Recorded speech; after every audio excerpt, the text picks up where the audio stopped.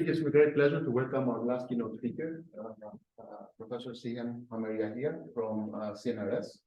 I've actually known Sigam for a long time now, longer than either of us would care to admit, I think. But, since the early 2000s at Bell Labs, and of course we overlapped at Yahoo Research at some point. So it's great to welcome you here. He's always been an exceptional researcher and speaker, so I'm really looking forward to this talk. So, Sigam is the Silver Medal CNRS Research Director and Deputy Director of the Lab of Informatics at Grenoble. She works on exploratory data analytics and fairness in job marketplaces. Previously, she was a principal scientist at the Qatar Computing Research Institute, a senior scientist at Yahoo Research, and of course at Bell Labs. In addition to her many hats, she also does a lot of important work for the database community. So she was the PC chair in Sigma 22. She also is a vice chair of the VLE endowment, and she's spearheading the initiative of the database community for diversity, equity, and inclusion. All very important. Okay, so Sigam, yours. Welcome. Thank you, Mino. Thank you, everybody. It is now 10 a.m. GMT. We're ready to start. So thank you to the organizers for inviting me. Very excited to be here in Salonika. So I'm going to tell you about some of the work we've been doing in the context of AI-powered, data-informed, ethical education. So let's start with the definition. So education is defined in many ways. It's defined as a field of study. It's also defined as the action of teaching or receiving teaching material. What the definition I'm going to focus on is about the skill, the knowledge, the understanding that one gets through the process of teaching. So long time ago, hunter-gatherers had to acquire the skills that were necessary to understand plants and animals that surrounded them. So upskilling for them was a matter of survival. 10,000 years later, with the advent of agriculture and later of industry, people became forced laborers, and the most common skills that they had to acquire were following orders or being able to respect working hours, maybe a minimum ability to read and write and follow instructions.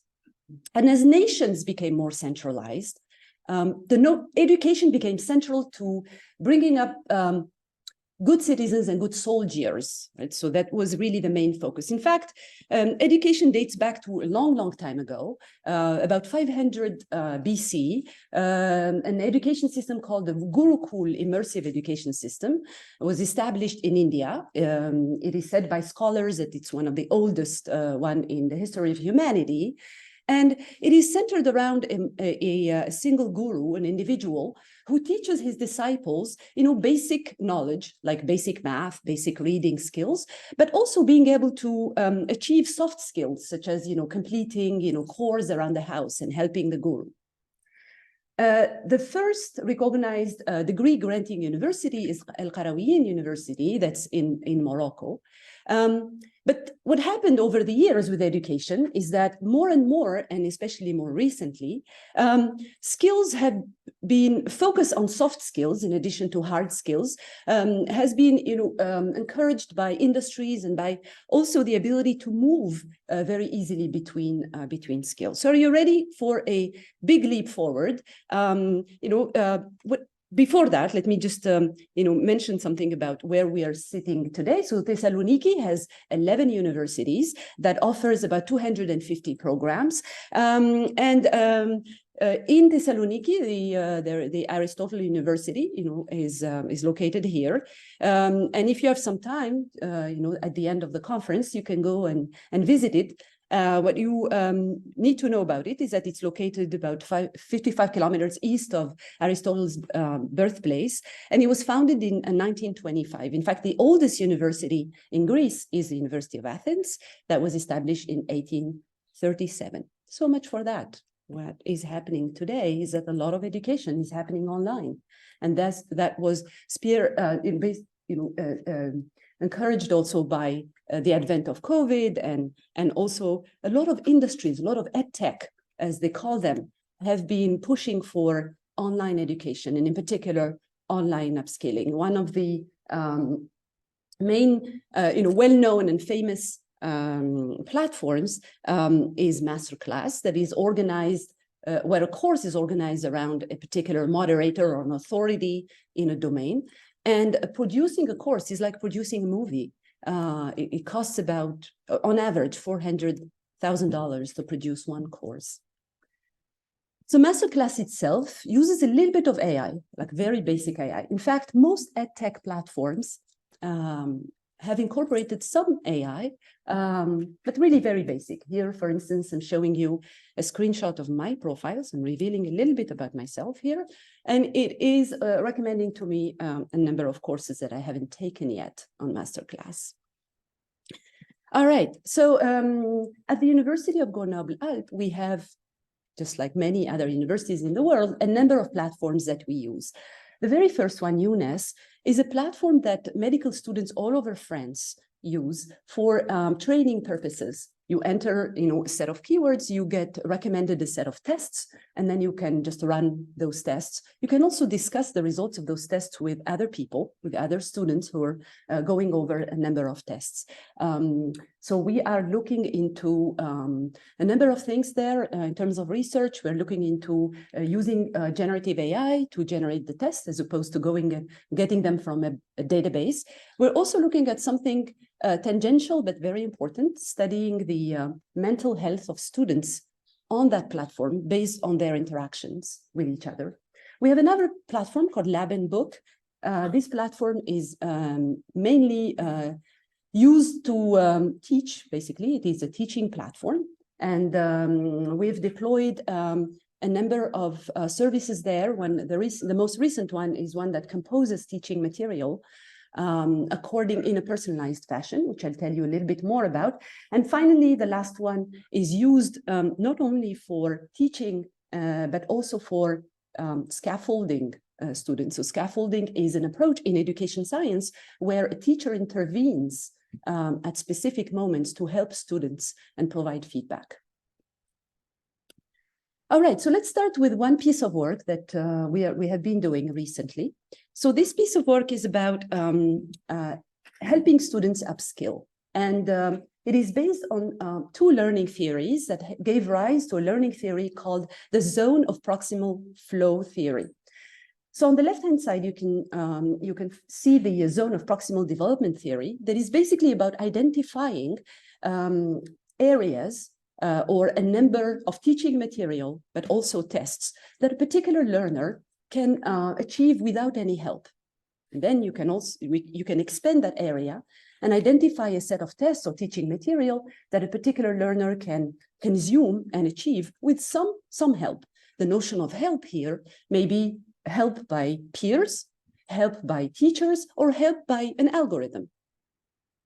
On the right-hand side is a projection of how the learners feel or what is their experience in a 2D space where on the x-axis is an increasing skill level of a learner or knowledge, and the y-axis is a task difficulty or a test difficulty, and we can identify different zones of how the learner feels about achieving those tests depending on their skill and the difficulty level of a test, right?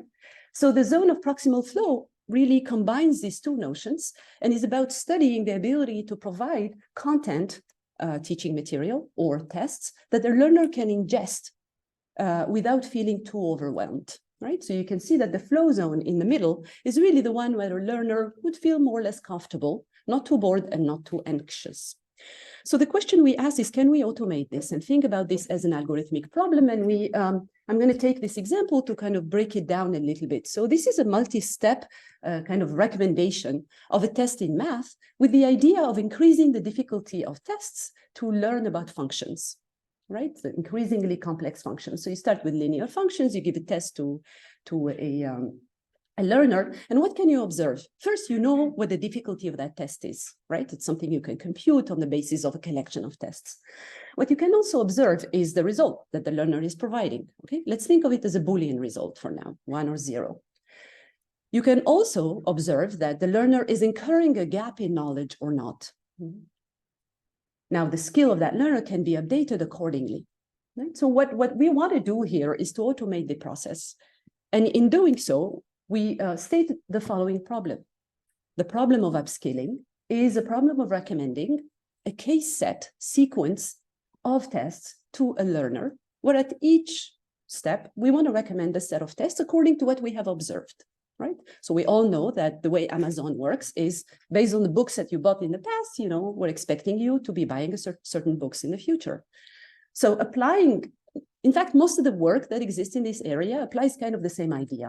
So it tries to estimate the expected performance of a learner based on observed performances in the past, right? So there are many, many models, item response theory, BKT, you know, B stands for Bayesian reasoning on the learner's performance. And then based on that, they would give you the next set of tests.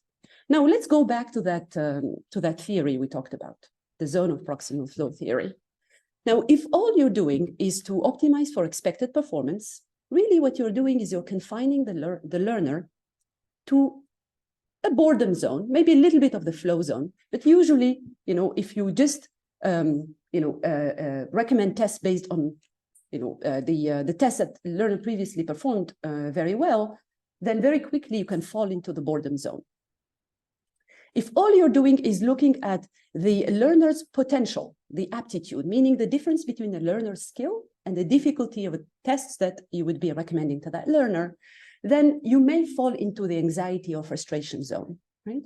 So what we want to do is really to achieve sort of this, this balance or this ability to stay within the flow zone. Once in a while, you know, go a little bit into anxiety, because what we want is also to challenge the learner, but not too much. And then somewhat come back to the flow. And then once in a while also recommend things that fall into the boredom zone, because the learner needs to feel comfortable enough, right? So there's actually in education science, again, there are many, many theories. There's, for instance, the alternating difficulty theory.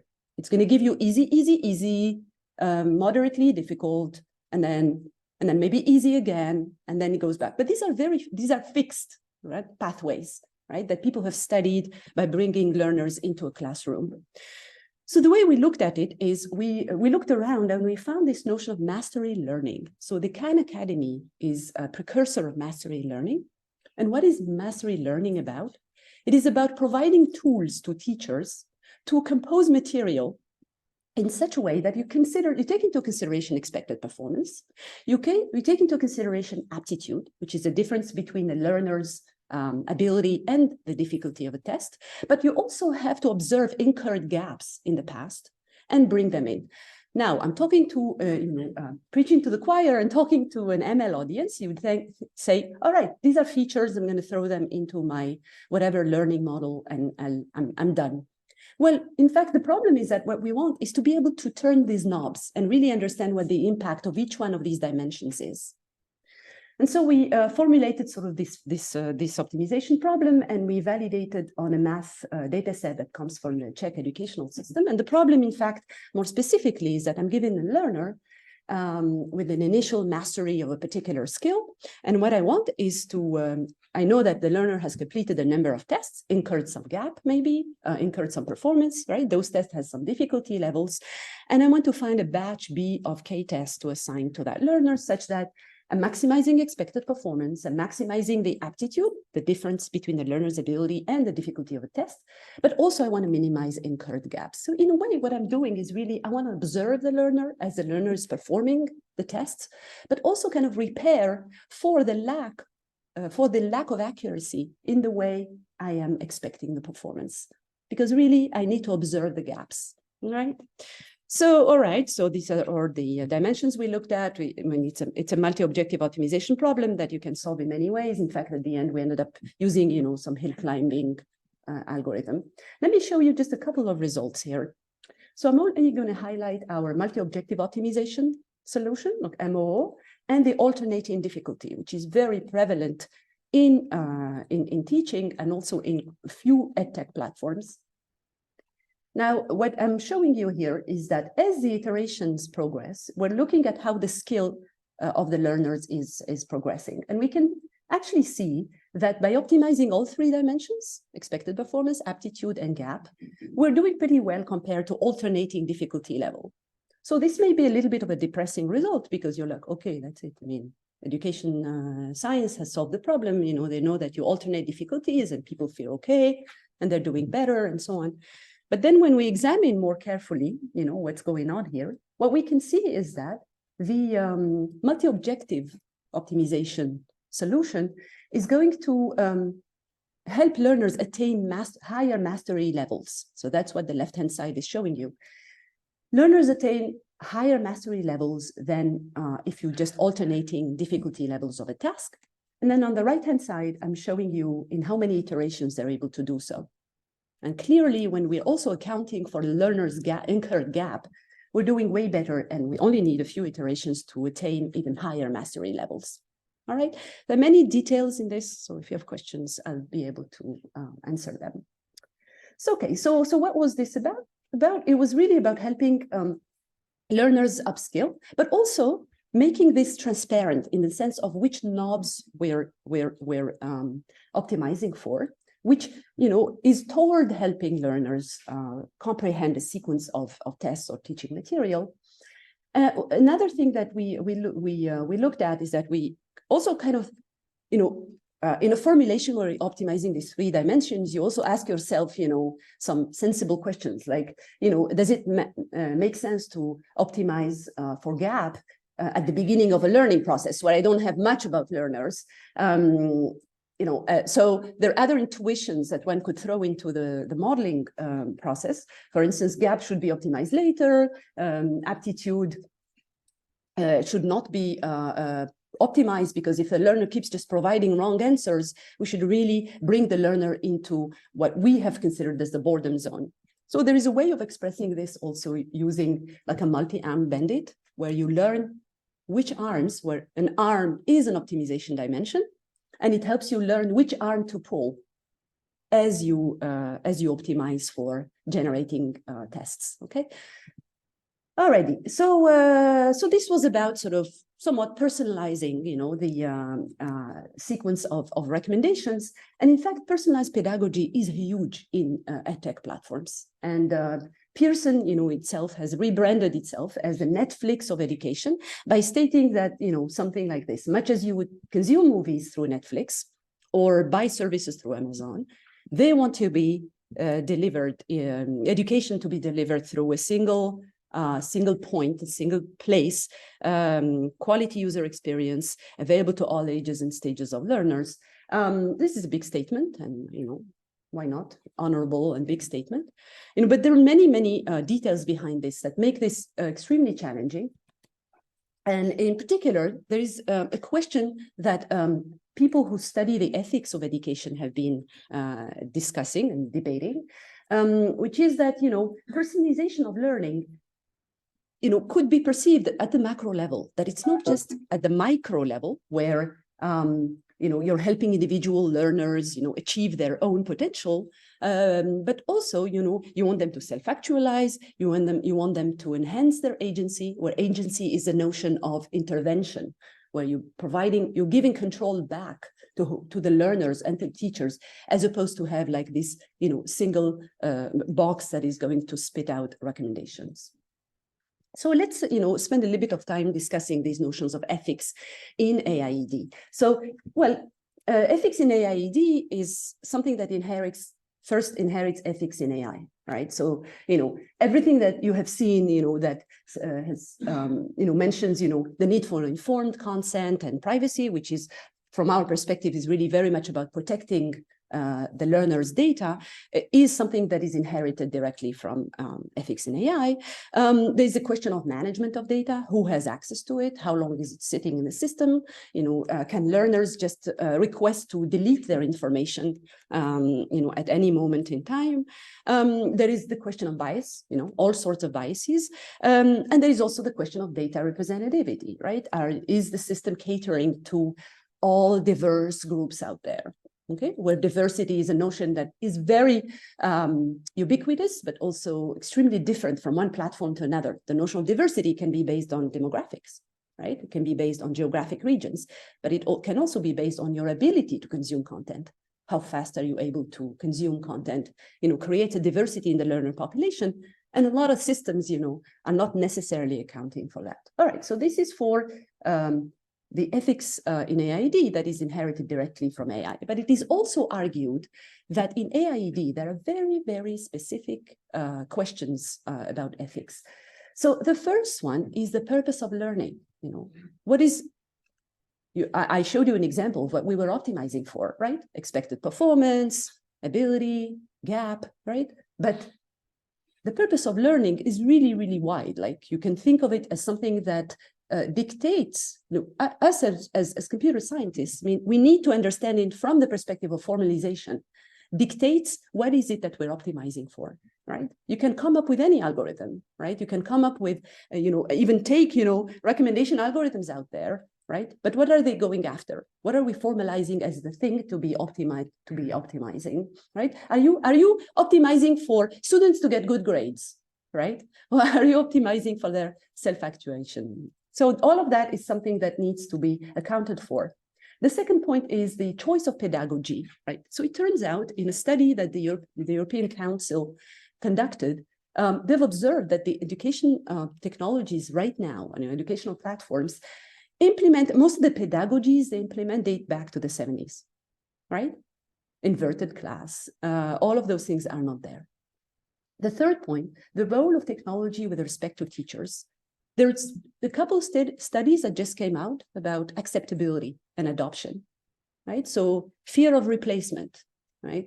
How do teachers position themselves? But also how much agency do teachers get, right? Us designing, again, when designing algorithms to help teachers put content together or to help students, upskill, what kind of knobs can the users, can the learners and teachers turn? And how much control are we giving to them?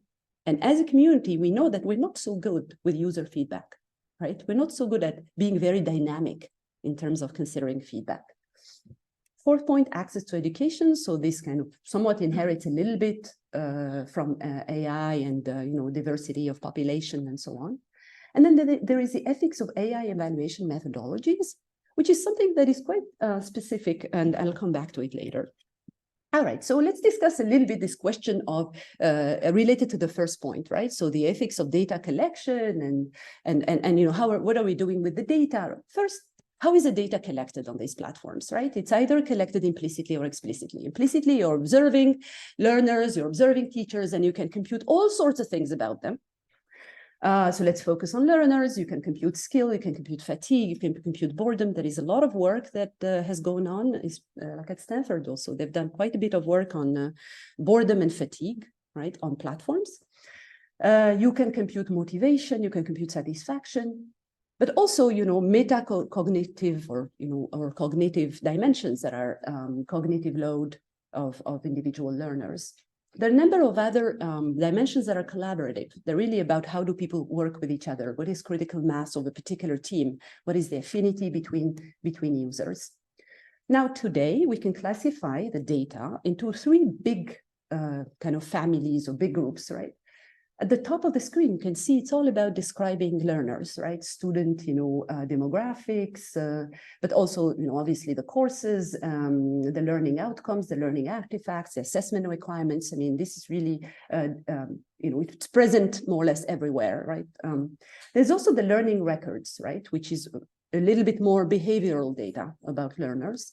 And finally, what we can call the learning logs, that are related to engagement, related to collaboration between students and so on, right? So this separation is not, set in stone, but that's sort of the idea of the kind of data and the complexity of data that we need to capture.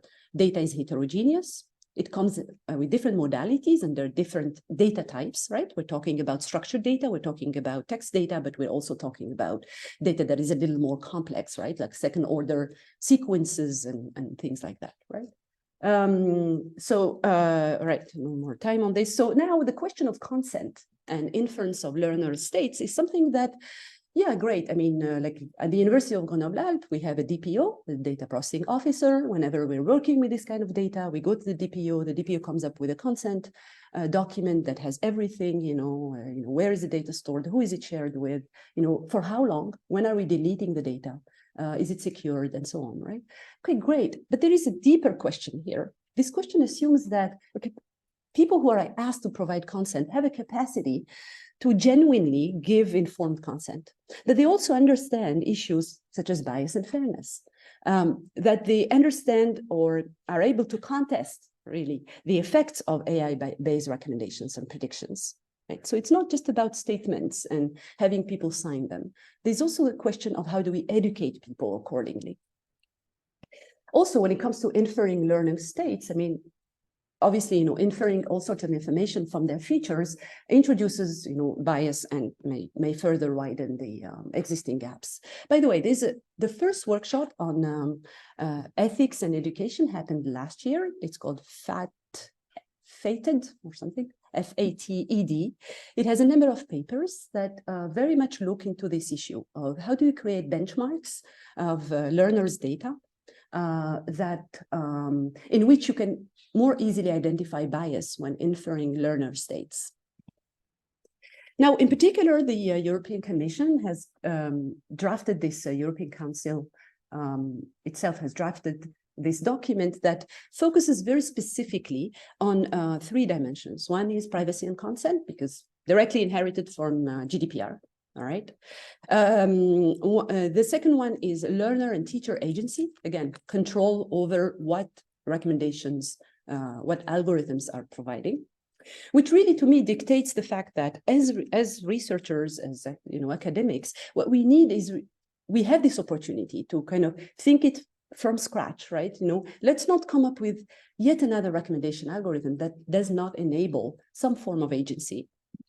And finally, transparency, but nobody really completely understands what that means. Now let's turn to teaching-facing services, right? So the very first one I mentioned was, the upskilling problem we looked at was a learner-facing service, right? Now let's look at teacher-facing services, right? And the idea of teacher-facing services is that you want to assist teachers in understanding their audience, orchestrating a class, generating teacher material and tests, assessing students and responding to their queries. That's sort of how one could define really what teacher services are about, with the idea of empowering them to come up with content and using AI and having some form of agency over that. I mean, let's look at one problem that we looked at in the past. Recently was ICD last year, and basically in kind of helping reproduce some of the master's pathways, right, or pipelines that students go through.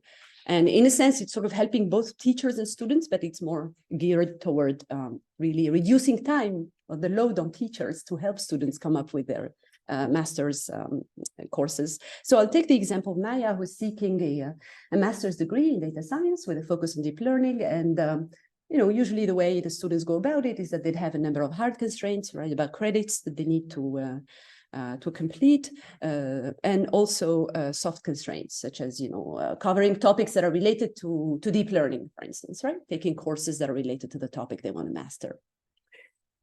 The way we looked at it is we looked at it as a problem of designing in an MDP, a Markov decision process, where the notion of state is a course, and an action adds a course to the state, with a multi-reward that captures both hard and soft constraints. All right, so you can see that this is something that can be implemented with different reinforcement learning algorithms. In this case, we used the model-free RL algorithm. I think it was A3C actor-critic kind of architecture. Anyways, so the point here is that what we wanted to see is that by simulating an agent that goes through, given an input that has hard constraints, soft constraints, of course, and a target topic, can we reproduce the courses, the series of courses that students have gone through, and somewhat, reduce the amount of time that, mentors and teachers would need to spend with students to come up with personalized courses. So we have a number of results there, but one result is that in a user study with 25 students from NJIT, New Jersey Institute of Technology, and 25 students in Stanford, who have gone through, who follow a number of data science majors, we ran an experiment where we told them to compare what we refer to as a gold standard, which are really the series of courses that